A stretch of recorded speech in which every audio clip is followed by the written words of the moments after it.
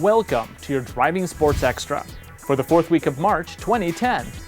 For special features related to this episode, check out our app, now available for iPhone, iPod Touch, and the Apple iPad. This week, the 2011 STI breaks cover and our 10 fastest laps from press day at Mazda Raceway Laguna Seca. How did your favorite car do?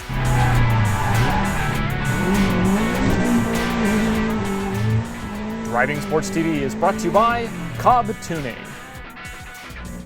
The wing is back, baby!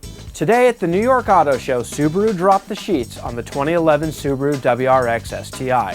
And yes, it's not just a hot hatch anymore, they added a four-door to the lineup. A four-door with a big wing. Still powered by the same turbocharged 2.5-liter boxer, putting down 305 horsepower, this new model gets serious revisions to its suspension. Similar to what we saw in the 2010 Special Edition. Similar, but not the same. Ryan, details please. Thank you, Aaron. On deck are a lower ride height, new pillow ball bushings in the front, and stiffer bushings on the rear subframe. Both sway bars are supersized by a millimeter, and spring rates are up 15.6% in the front and, get this, 53% in the rear over the standard 2010 model. Yes, that's even 18% higher than the Special Edition STI.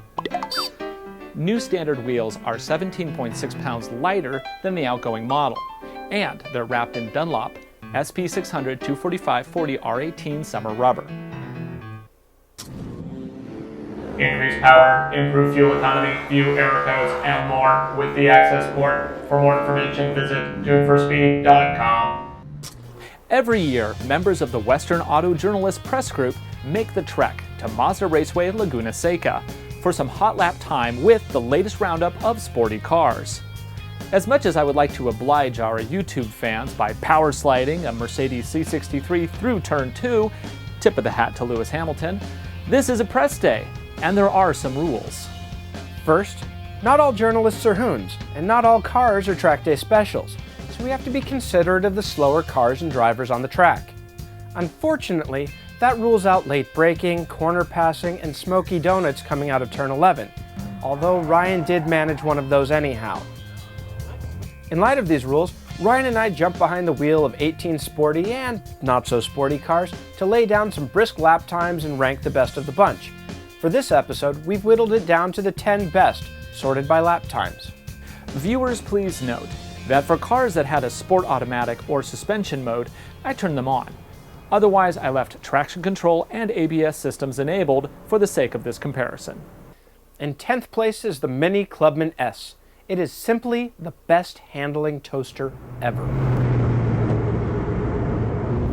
Final time, 2 minutes and 5.128 seconds.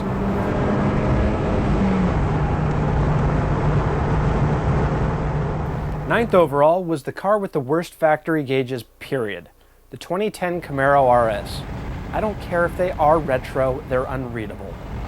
Final time, 2 minutes and 2.646 seconds. 8th place was the only oil burner we were driving that day, the 2010 BMW 335D. Not much top speed, but really competent on the course. Final time, 2 minutes and 2.25 seconds. Yeah, the thing that bugs me about this car is the delay in the throttle. You put the throttle down, it takes a moment for it to think about it. It's kind of inconsistent. 7th overall was the 2010 Mazda Speed 3. This little turbo hatch ate up the corners like a champ. It was fun, tossable, and pretty inexpensive to boot. It crossed the line in 2 minutes and 2.143 seconds. But really, I could lap here at Mazda Raceway, I could lap in this 3 all day long and just have fun. This is a really well-suited car for this. I only have to shift like once through the whole course. 6th place was actually a surprise, the 2010 Subaru Legacy GT. The last generation Legacy suffered from sluggish turn-in and overly soft suspension. The new GT is a big improvement, knocking out a time of 2 minutes and 0.687 seconds.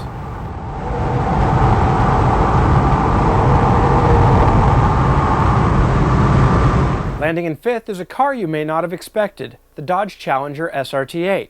Sure, it has 425 horses, it also weighs 4,100 pounds. Still, if you think all American muscles only fasten the straights, this car proves that stereotype wrong. Our first car under 2 minutes. Final time, 1 minute and 58.625 seconds.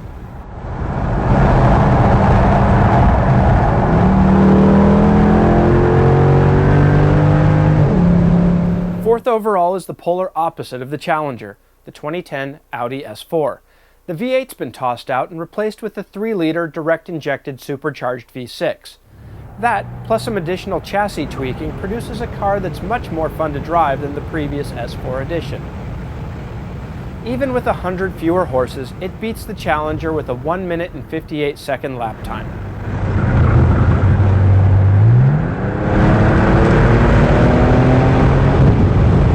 Finally, the top three. Third place was the 2010 Mercedes-Benz C63 AMG. We figure this is the best car you can buy in its near $60,000 price range. Ryan felt it gave him an almost 6 cents, and with a few more laps he could have easily shaved several seconds off his lap time. This car is one of the best cars I've ever driven.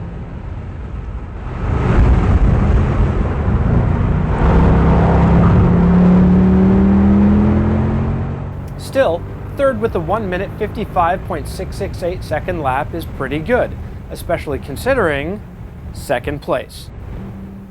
The Jaguar XFR. With 60 more horses than the C63, this is one badass Jag. But where Ryan felt he could easily make a lot more time with the Benz, he didn't think the XFR was in the same class. It was a sledgehammer that boldly knocked out a 1 minute and 54.5 second lap.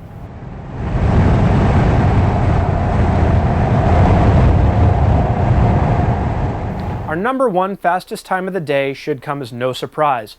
It's the only car in our field of production grocery getters that is in fact a track day special. The Dodge Viper Coupe. With 600 horsepower from the naturally aspirated V10, it is a monster to be respected. In spite of Ryan doing what was essentially a pussyfooted lap, it still owned all with the 1 minute 53 second best time. Keep in mind, the Viper is a car that even pro drivers say will bite them in the ass if given the chance. We're just glad that when Ryan did spin it, it wasn't into a wall. Nobody wants to be that guy. I'm in second already, okay. Rather than hammer it coming out here, it will put it down. Well, maybe not like that. Nice spin though. Get out of the line? Okay. I'm probably going to get a black flag on that. You'll get a talking to. Go ahead, run your last lap. Acknowledge I'm out the window, give him a point.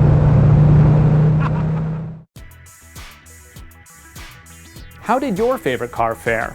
Think I wasn't aggressive enough with it on the track? Let us know in the comments below. Unfortunately, we did have some holes in this lineup.